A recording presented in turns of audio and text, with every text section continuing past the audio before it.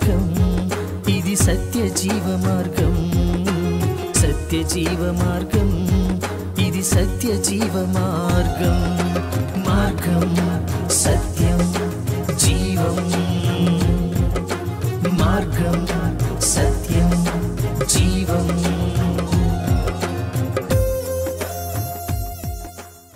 ప్రభును ప్రియరక్షకుడైన యేసుక్రీస్తు నామములో మీ అందరికీ నా హృదయపూర్వక వందనాలు.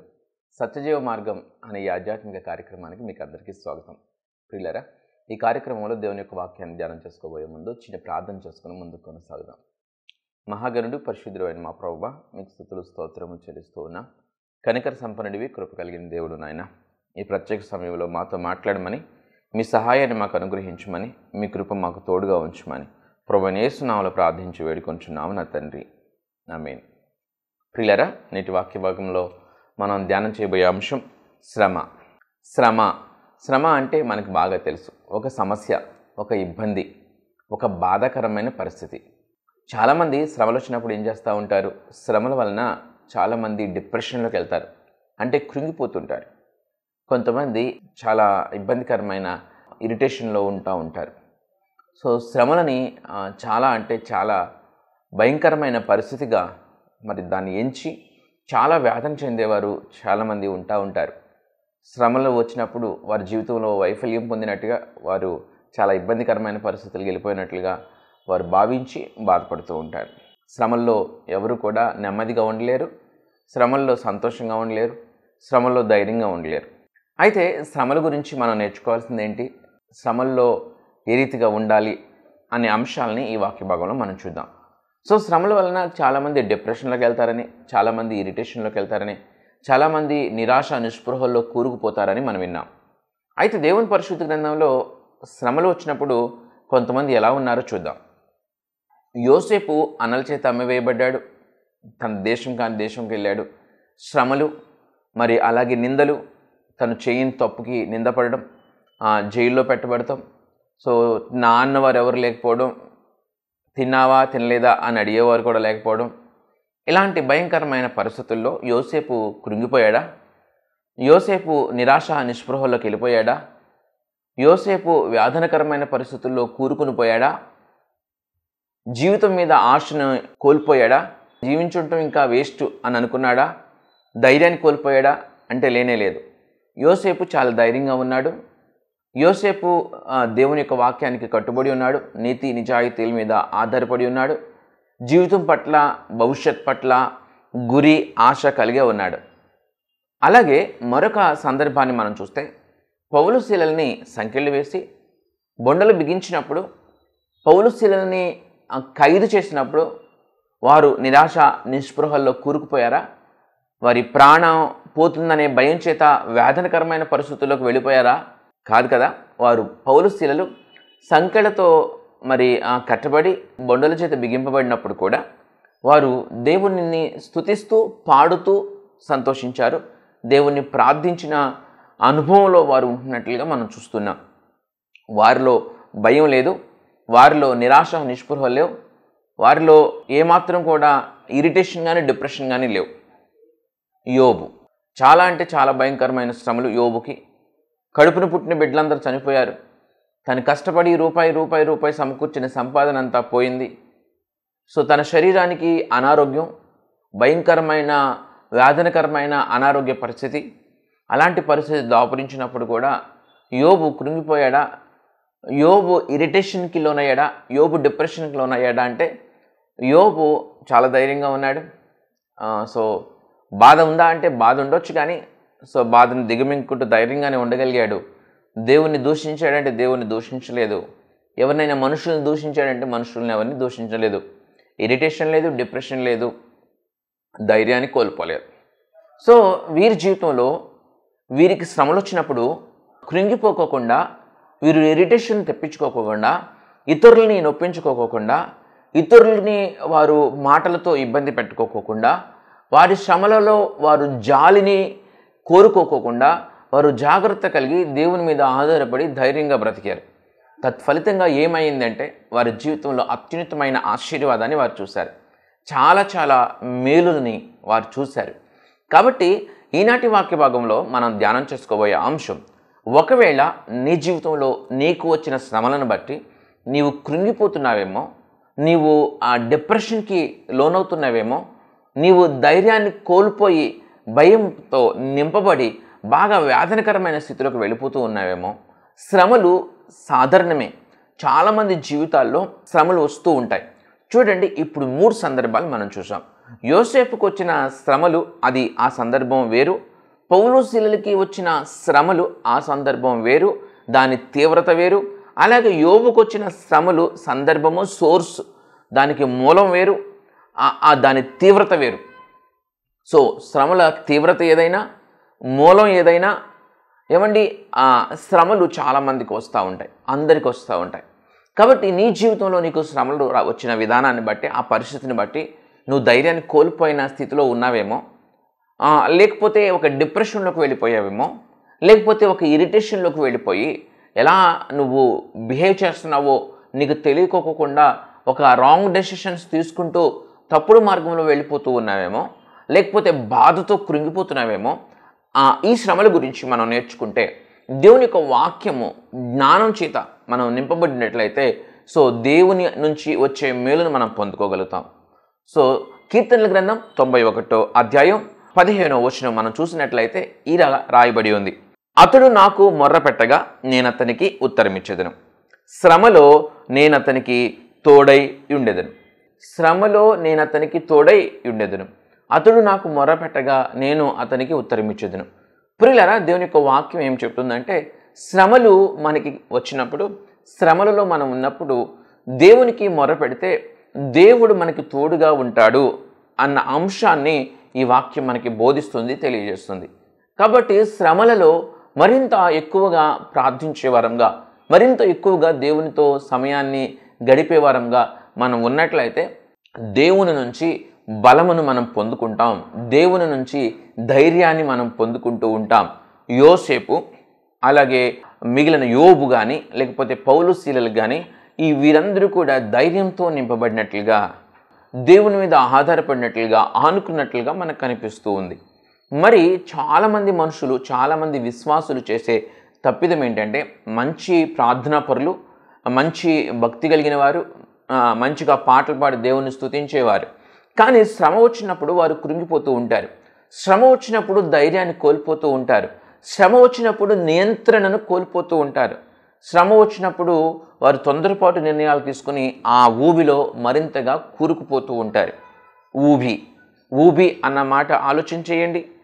ఊబిలో నుంచి మనిషి బయటికి రావాలని ప్రయత్నం చేస్తూ ఉంటేనంట, తన సొంత ప్రయత్నాలు, తన సొంత ఆలోచనను బట్టి ప్రయత్నాలు చేస్తూ ఉంటేనంట, ఆ మనిషి మరింతగా ఇంకా కూరుకుపోతూ ఉంటాడు. ఏదైనా ఆధారం, తాడును పట్టుకొని వస్తే బయటకు రాగలుగుతాడు. ఏదైనా కర్ర పట్టుకుని, బయట ఉన్న కర్రని ఏదైనా కొమ్మను పట్టుకుంటే రాగలుగుతాడు. బయట నుంచునున్న మనిషి ఒకరు లాగలిగితే ఊబిలో నుంచి బయటకు రాగలుగుతాడు. సో శ్రమ వచ్చినప్పుడు మనం ఎలా బయటికి రాగలం? శ్రమలో నుంచి బయటికి ఎలా రాగలం? ఆ శ్రమ మనకి మేలుగా మారాలంటే ఏం చేయాలి అన్న అంశాలని మనం నేర్చుకోవాలి కదా మన జీవితంలో. అలా నేర్చుకోకపోతే ఊబిలో పడినప్పుడు, ఊబిలో నుంచి మనిషి తనంతట తాను రావాలని అజ్ఞానంగా నడుచుకుంటే, జ్ఞానం లేకోకుండా నడుచుకుంటే ఎలాగైతే మరింతగా కూరుకుపోతాడో, శ్రమలో మనం పడినప్పుడు శ్రమలో నుంచి బయటికి రావడానికి జ్ఞానంగా మనం అడుగులు వేయకపోతే, మరి దేవుని యొక్క సహాయాన్ని, ఊతాన్ని, ఆధారాన్ని మనం తీసుకోకపోతే, అలాగే శ్రమలో మరింతగా కూరుకుపోయే ప్రమాదం ఉంటుంది. కాబట్టి శ్రమల గురించి మనం నేర్చుకోవాల్సిన అవసరం ఉంది. మరొక చోట భక్తుడు అంటూ ఉంటాడు, 119వ కీర్తన 71వ వచనం మనం చూసినట్లయితే, నేను నీ కట్టడలను నేర్చుకున్నట్లు శ్రమ నొంది యుండుట నాకు మేలాయను. నేను నీ కట్టడలు నేర్చుకున్నట్లు శ్రమ నొంది యుండుట నాకు మేలాయను. అంటే శ్రమ వచ్చినప్పుడు ఈ భక్తుడు ఏం చేశాడంట? దేవుని కట్టడలను నేర్చుకున్నాడు, దేవుని ఆజ్ఞలను నేర్చుకున్నాడు. సో దేవుని కట్టడలను నేర్చుకున్నాడు కాబట్టి అది నాకు మేలాయను. నీ కట్టడలు నేర్చుకోవడం వలన, నీ ఆజ్ఞలు నేర్చుకోవడం వలన నాకు తర్వాత కాలంలో అది ఎంత మేలో అర్థమైంది. నాకెంత ప్రశాంతతో, నాకెంత ఆశీర్వాదమో, నాకెంత అది ఐశ్వర్యాన్ని ఇస్తుందో, నాకెంత ఆనందాన్ని ఇస్తుందో, నాకెంత ఆరోగ్యాన్ని ఇస్తుందో నీ కట్టడలు నేర్చుకుంటే. ఇదంతా నాకు ఇప్పుడే అర్థమైందో తెలుసా ప్రభువా? నేను శ్రమలు వచ్చినప్పుడు నేను నీతో ఎక్కువ గడిపాను. నేను శ్రమలు వచ్చినప్పుడు నీ కట్టడలను బాగా ధ్యానం చేశాను. నీ కట్టడలకి లోబడాలని తీర్మానం తీసుకున్నాను. తత్ఫలితంగా ఆ తరువాత కాలంలో నాకు మేలైంది. ఆ తరువాతి కాలంలో నాకు గొప్ప ప్రశాంతత, గొప్ప ధైర్యం వచ్చింది, నాకు ఆరోగ్యం వచ్చింది, నాకు ఐశ్వర్యం వచ్చింది, నేను శ్రమ నుండి ఉండుట నాకు మేలైంది అని భక్తుడు చెప్తున్నాడు. ఎస్, దేవునితో ఉండటం, దేవుని కట్టడలను ధ్యానం చేయడం, దేవుని ప్రార్థించడం, దేవుని సహాయాన్ని, దేవుని తోడును కోరుకోవడం ఆ శ్రమ ఆశీర్వాదంగా మారేటట్టు చేస్తుంది. ఏ శ్రమలో అయితే మీరు కూరుకుని పోయారో, ఏ శ్రమల వలన మీరు ఇబ్బంది పడుతున్నారో, ఏ శ్రమల వలన ధైర్యాన్ని కోల్పోయారో, ఏ శ్రమల వలన జీవితం పట్ల నిరాశ నిస్పృహ మీకు వచ్చాయో, అదే శ్రమలు మీరు ఈ భక్తులు చేసినట్లుగా దేవునితో మరింత సాన్నిహిత్యంలోకి వెళ్ళినట్లయితే, ఈ శ్రమల్లో దేవుని సహాయాన్ని మీరు కోరుకున్నట్లయితే, బాగుగా మీరు ప్రార్థన చేసినట్లయితే, దేవుని ఎక్కువగా స్తుతించినట్లయితే, దేవుని కట్టడలను ఎక్కువగా ధ్యానం చేసి ఆ కట్టడలకు మీరు లోబడి జీవించడానికి తీర్మానం తీసుకున్నట్లయితే ఖచ్చితంగా మీ శ్రమలు మీకు మేలవుతాయి. మీ శ్రమలు పోయి ఆశీర్వాదం వస్తుంది. కాబట్టి శ్రమలలో కృంగిపోకూడదు. ఓకే, ఈ శ్రమలు సోర్స్ బట్టి కానీ లేకపోతే వచ్చిన ఇదిని బట్టి కానీ కేటగరైజ్ చేయొచ్చు, విభజించవచ్చు. ఎన్ని రకాలుగా విభజించవచ్చు అంటే, శ్రమలు ఆర్థికపరమైన శ్రమలు అంటే అప్పులు, డబ్బు లేకపోవడం, లేమి, ఏదైనా పని కోసం లేకపోవడం అంటే డబ్బుకు సంబంధించిన ఆర్థికపరమైన శ్రమలు. ఇంకా ఆరోగ్యపరమైన శ్రమలు లేకపోతే ఆరోగ్యపరమైన సమస్యలు.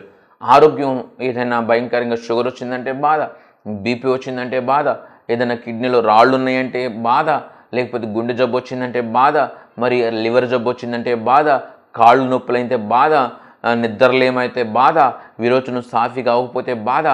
ఆరోగ్యపరమైన శ్రమలు, ఆరోగ్యపరమైన సమస్యలు. సో ఇందాక యోబుకి చెప్పుకున్నాం, యోబుకి డబ్బు లాస్ అయ్యాడు, అలాగే ఆరోగ్యపరంగా కూడా తను హెల్త్ కోల్పోయాడు. ఆరోగ్యపరమైన శ్రమలు, ఆరోగ్యపరమైన సమస్యలు, ఆర్థికపరమైన శ్రమలు లేకపోతే ఆర్థికపరమైన సమస్యలు. మూడోది కుటుంబపరమైన సమస్యలు, కుటుంబ శ్రమలు కూడా ఉంటాయి కదండి. కుటుంబపరమైన అంటే వ్యక్తిగతంగా మన కుటుంబంలో వచ్చే శ్రమలు, సమస్యలు, మాట వినకపోవడం, పిల్లల మాటకు వినపడడం, భర్త మరి బాధ్యతాయుతంగా ఉండకపోవడం, బాధ్యత రాహిత్యంగా ఉండటం, ఏమంటే భార్య బాధ్యత రాహిత్యంగా ఉండటం, లేకపోతే కుటుంబంలో గలిబిలి, కుటుంబంలో గొడవలు, మనస్పర్ధలు, ప్రేమ లేకపోవటం, ఇలాగ కుటుంబపరమైన శ్రమలు, కుటుంబపరమైన సమస్యలు ఉంటాయి. ఉద్యోగ సంబంధిత శ్రమలు, ఉద్యోగ సంబంధిత సమస్యలు. మనం చేస్తున్న ఉద్యోగంలో కూడా శ్రమలు, సమస్యలు ఉంటాయి. బాస్ నుంచి రావచ్చు, మన యజమాని నుంచి, లేకపోతే మనతో పాటు కలిసి పనిచేస్తున్న ఉద్యోగస్తుల నుంచి శ్రమలు, సమస్యలు రావచ్చు. లేకపోతే పని ఒత్తిడి ఎక్కువ ఉండొచ్చు, లేకపోతే రకరకాలుగా పరిస్థితుల్ని మనం ఉద్యోగంలో ఫేస్ చేస్తూ ఉండొచ్చు. వ్యాపార సంబంధిత సమస్యలు, వ్యాపార సంబంధిత శ్రమలు. వ్యాపారంలో కూడా ఇన్వెస్ట్మెంట్కి సంబంధించిన సమస్యలు, ఖర్చులకు సంబంధించిన సమస్యలు, శ్రమలు. వ్యాపారం సరిగ్గా జరగకపోవడం, మరి చాలా వారికి ఉన్నదంతా పెట్టి వ్యాపారం చేస్తున్నప్పుడు కూడా వారికి సరైన ఆదాయం, రిటర్న్స్ రాకపోవడం, వారికి భవిష్యత్తు ఏంటో తెలియని అగమ్యగోచరం. ఇలాంటి శ్రమలు, వ్యాపార సంబంధిత శ్రమలు, సమస్యలు, ఉద్యోగ సంబంధిత సమస్యలు, శ్రమలు, కుటుంబపరమైన సమస్యలు, శ్రమలు, అలాగే ఆరోగ్యపరమైన శ్రమలు, సమస్యలు, ఆర్థికపరమైన శ్రమలు, సమస్యలు.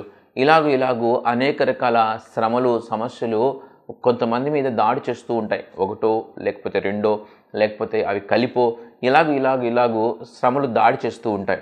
ఈ శ్రమలలో కొంతమంది ఏం చేస్తారు, కృంగిపోతారు. కొంతమంది డిప్రెషన్లోకి వెళ్ళిపోతారు.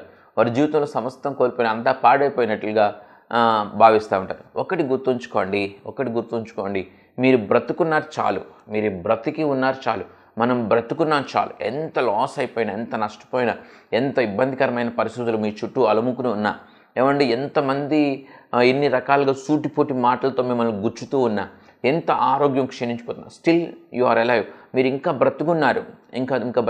ప్రార్థన చేస్తే, ధైర్యంగా ఉండి లేచి నిలబడి నడుం కట్టుకుని ముందుకు కొనసాగితే ఖచ్చితంగా ప్రతి విధమైన శ్రమ, ప్రతి విధమైన సమస్య మొబ్బు తొలగిపోయేటట్లు దేవుడు చేస్తాడు, మేలులతో నింపుతాడు. మనం డిప్రెషన్లోకి, ఇరిటేషన్లోకి వెళ్ళకూడదు. కొంతమంది ఇరిటేషన్లోకి వెళ్ళిపోతారు. కొంతమందికి శ్రమలు, సమస్యలు వచ్చినప్పుడు వారి మీద బాగా అవి ఒత్తిడిని కలిగజేస్తున్నప్పుడు వారి చుట్టుప్రక్కల ఉన్న వ్యక్తులతో ఇరిటేషన్తో ఒక గలిబిలికరమైన పరిస్థితి వారి మనసులో ఉంచుకొని వారు ఏం మాట్లాడుతున్నారో తెలియక ఎలా పడితే అలా మాట్లాడతారు, ఎలా పడితే వారు విసుక్కుంటూ ఉంటారు. ఎలా పడితే అలా వారి మీద అరుస్తూ ఉంటారు. తత్ఫలితంగా ఆ యొక్క శ్రమలు సమస్యలు వారి జీవితంలోకి వచ్చిన విధానాన్ని బట్టి వారు ఇంకా అనేక మందికి దూరం అయిపోతారు. అనేక మంది మనసుల్లో హృదయాల్లో వారు చెడు ముద్రను వేసేసుకుంటారు. తత్ఫలితంగా ఫ్యూచర్లో వారు మేలును చూడుకోకుండా మారిపోతుంది. కాబట్టి శ్రమలు సమస్యలు ఇరిటేషన్ తీసుకొస్తాయి, డిప్రెషన్ తీసుకొస్తాయి. కొంతమంది డిప్రెషన్లోకి వెళ్ళిపోతారు. అసలు ఇక జీవితం వేస్ట్, ఇంకా నా జీవితం అయిపోయింది, నా జీవితానికి ఇంకా అర్థం లేదు, ఇంకా నేను ఇంకెందుకు బ్రతకాలి, ఇంకా నేను బ్రతకాల్సిన అవసరం లేదని ఒక డిప్రెషన్లోకి వెళ్ళిపోయి వారు లేచి నిలబడి నడవకోకుండా ఏమీ చేయకోకుండా ఒకలాంటి నిస్సహాయ స్థితిలోకి వెళ్ళిపోతారు. తత్ఫలితంగా వారు జీవితంలో రావాల్సిన మేలును కోల్పోతారు. సో డిప్రెషన్లోకి వెళ్ళకూడదు, ఇరిటేషన్లోకి వెళ్ళకూడదు, సొంత నిర్ణయాలు తీసేసుకోకూడదు, వివేకంతో ఉండాల్సిన అవసరత ఉంది.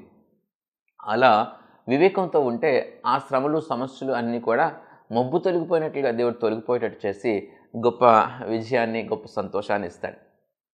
సో ఇంకా శ్రమలు సమస్యల్ని ఇంకా ఎలా మనం విభజించవచ్చు, ఇంకా ఎన్ని రకాలుగా విభజించవచ్చు అంటే, సో మన తప్పిదం వలన, స్వయం కృత్యముల వలన కోరి తెచ్చుకునే శ్రమలు సమస్యలు, ఇతరులు అసూయ వలన, లేకపోతే ఇతరులు కోపం వలన, ఇతరుల దుర్బుద్ధి వలన మనల్ని శ్రమలు సమస్యల్లోకి నెట్టడం.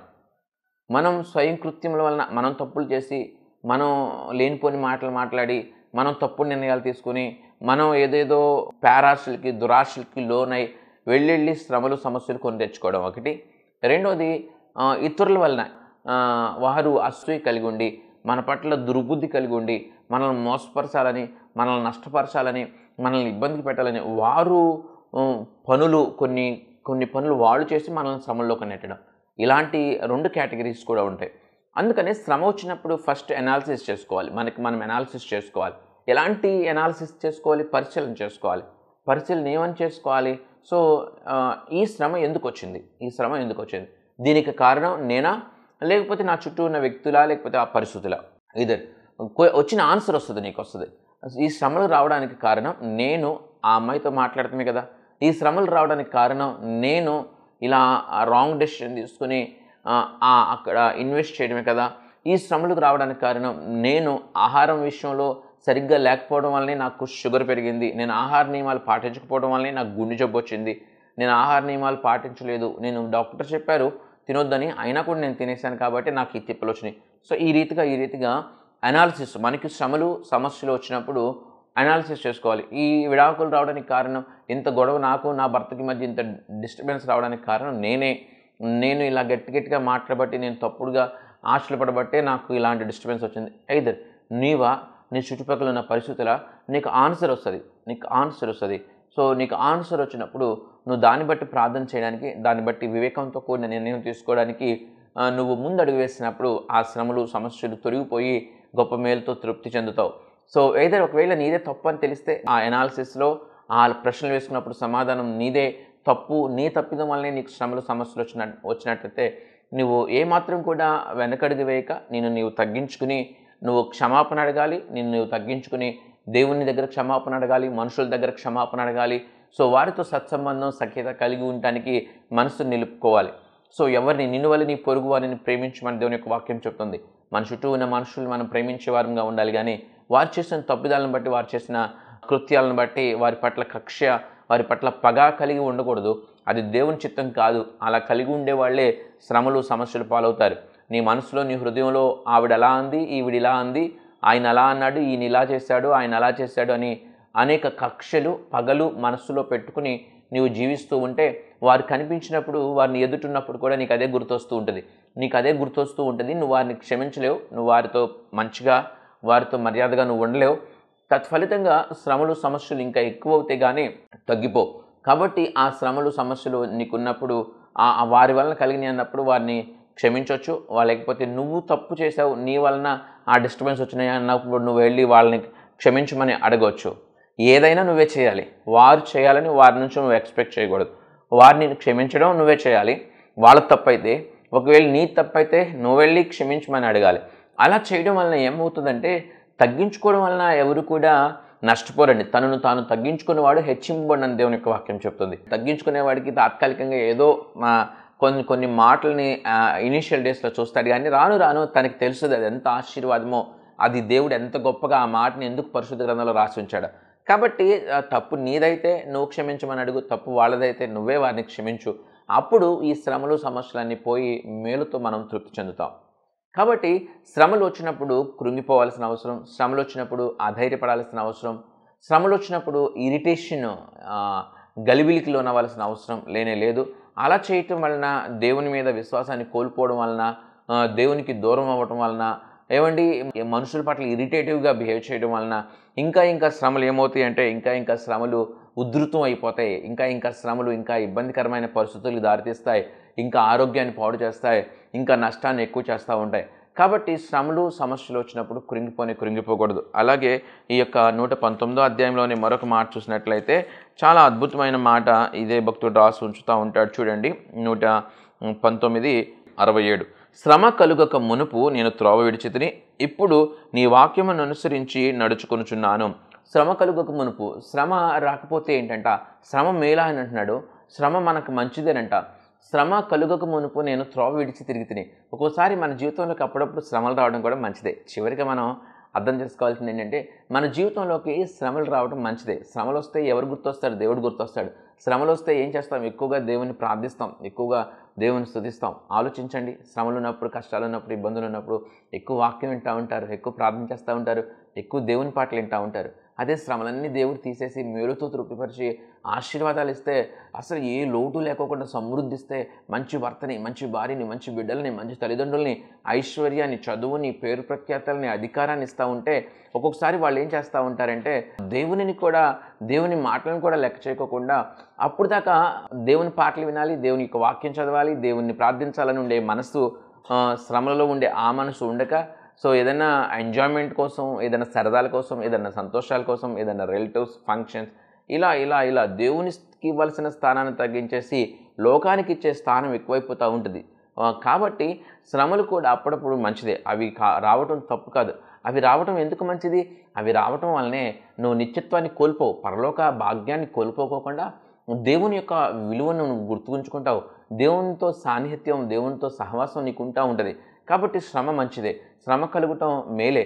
కాబట్టి ఈ విషయాలన్నింటినీ శ్రమల గురించి ఆలోచన చేసి, మీకు శ్రమలు వచ్చినాయని, మీకు ఇబ్బందుల్లో ఉన్నారని, మీ కుటుంబంలో శ్రమలని, మీ అత్త మంచిది కాదని, మీ కోడలు మంచిది కాదని, మీ భర్త మంచివాడు కాదని, మీ భార్య మంచిది కాదని, మీకు మాట వినే పిల్లలు లేరని, లేకపోతే మీ ఆర్థిక పరిస్థితి బాగోలేదని, మీ ఆరోగ్య పరిస్థితి బాగోలేదని, లేకపోతే మీ కుటుంబ పరిస్థితులు బాగోలేదని, మీ ఉద్యోగంలో ఇబ్బందులని, మీ వ్యాపారంలో ఇబ్బందులని మీరు కృంగిపోవడము, ఇబ్బంది పడటం మానేసి దేవుని మీద ఆధారపడటం, దేవుని మీద ఆనుకోవడం, ఆ శ్రమలకి మూలం గురించి, ఆ శ్రమలకి గల కారణం గురించి మీరు ఆలోచన చేయడం, శ్రమలకి గల కారణం గురించి ఆలోచన చేయడం. మరొక మాట చూడండి 59వ వచనం అండి. అంటే శ్రమల గురించి ఆలోచన చేయడం అన్న దానికోసం, నా మార్గములు నేను పరిశీలన చేసుకుంటుని, నీ శాసనముల తట్టు మరలుకొంటిని. నా మార్గములు నేను పరిశీలన చేసుకుంటుని. సో ఆ శ్రమలు, ఆ ఇరుకుల్లో మనం పరిశీలన చేసుకోవాలి. దానికి కారణం ఏంటి? ఒకవేళ నువ్వే కారణం అయితే ఈజీ సరి చేసుకోవడం. ఒకవేళ ఇతరుల కారణం అయితే నువ్వు వారిని క్షమించి వారితో మంచిగా ఉండటం వలన మంచిగా శ్రమలు పోతాయి. సో పగ వలన ఏమవుతుంది అనుకుంటారు? కొంతమంది పగ పట్టి కక్ష సాధింపులు చేస్తారు.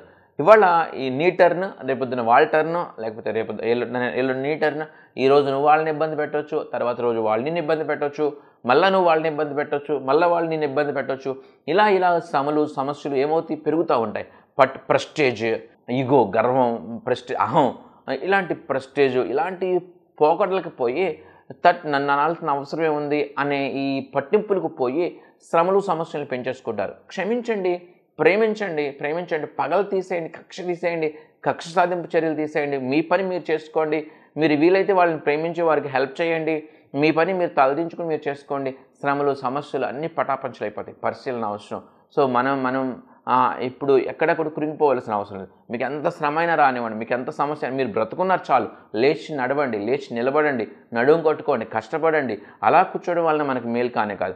ఇంకొక థింగ్, మీకు శ్రమలు, సమస్యలు వచ్చినప్పుడు స్నేహితులతోనూ, బంధువులతోనూ, కుటుంబీకులతోనూ, వాళ్ళతో వీటితో పంచుకోవడం మానేయండి.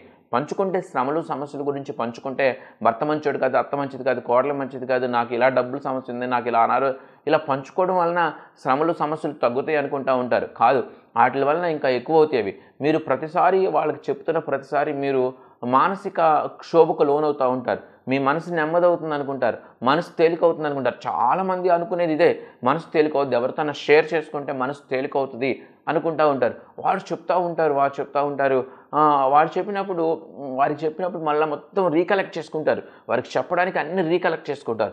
రీకలెక్ట్ చేసుకోవడం వలన వాళ్ళు దాన్ని మర్చిపోలేరు. మొత్తం అన్ని రీకలెక్ట్ చేసుకుంటారు, చెప్పడానికి మొత్తం అన్ని గుర్తు చేసుకుంటారు, చెప్తారు. చెప్పినాక అవి మళ్ళీ గుర్తుంటాయి. మళ్ళీ 2 రోజుల తర్వాత మళ్ళీ ఇంకొకరికి చెప్పాలని ప్రయత్నం చేస్తారు, మళ్ళీ రీకలెక్ట్ చేసుకుంటారు. ఈ దానిలోనే వాళ్ళు ఉండిపోతారు. చెప్పడం మానేయండి, ఎవరికి షేర్ చేయడం మానేసేయండి. శ్రమలు సమస్యలని మనం షేర్ చేసుకోవడం వలన మన హృదయం తేలికవుతుంది, అవి తగ్గుతాయి అని అనుకోవడం తప్పు. వాటిని అన్నిటిని మీరు మళ్ళీ రీకలెక్ట్ చేసుకుని మళ్ళీ గుర్తు చేసుకుని మళ్ళీ వాటిని మీ మనసులో నిలుపుకుంటాం వలన మనం ఫ్రీ అవ్వలేం, మనం చక్కగా ముందుకు కొనసాగలేం. కాబట్టి శ్రమల వలన సమస్యల వలన మనకి మేలే కలుగుతుంది, కానీ మనకి అవి నష్టపరచవు. కాబట్టి దేవునితో ఉందాం, దేవుని మీద ఆధారపడదాం, ఈ విషయాలన్నిటి గురించి గుర్తుంచుకుందాం. దేవుని యొక్క జ్ఞానాన్ని, దేవుని యొక్క వివేకాన్ని మనం కలిగి జీవిద్దాం. దేవుడు మనందరినీ దీవించి ఆశీర్వదించుగాక.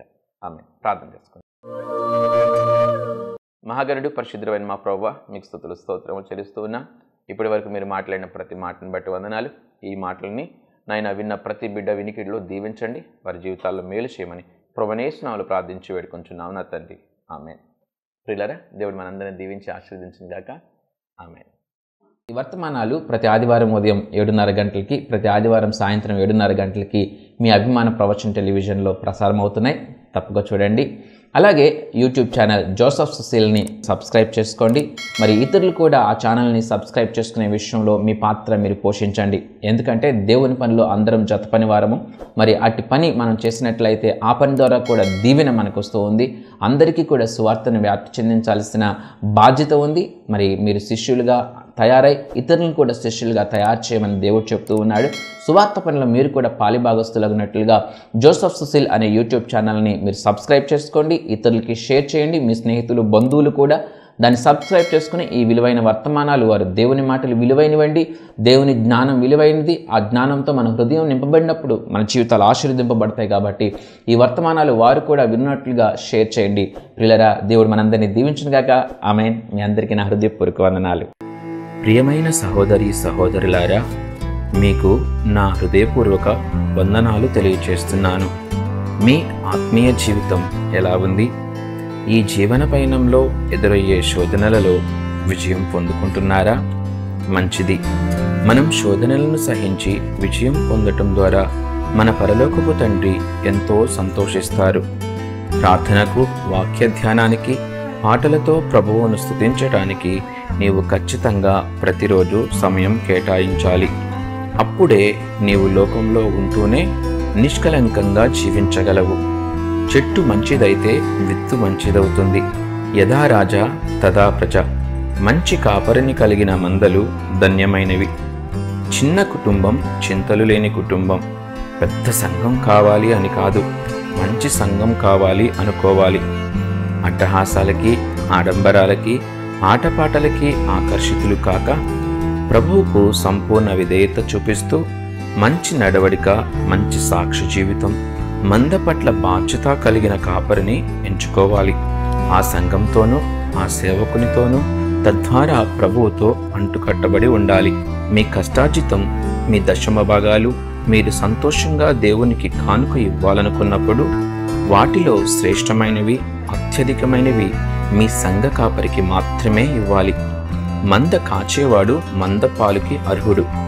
ఎక్కడో ఉండే టీవీ వర్తమానికుడు ఎంతవరకు నీ మంచి చెడ్డ పట్టించుకోగలడు? ఎంతవరకు నీ యోగక్షేమాలు పట్టించుకోగలడు?